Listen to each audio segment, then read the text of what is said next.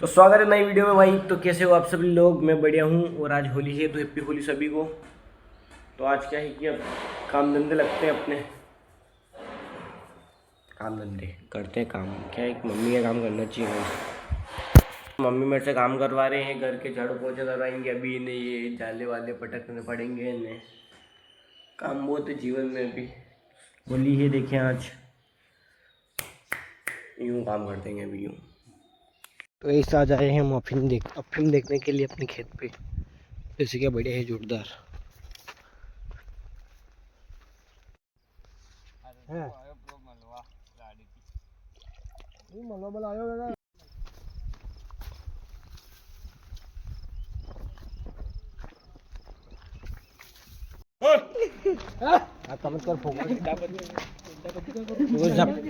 कोई झापट नहीं लेगा।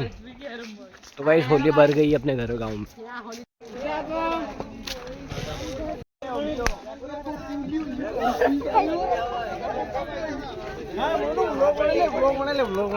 वो चल रो बार क्या हाल चाल? तो बढ़िया बढ़िया। वो नया फोन लाई रो बार।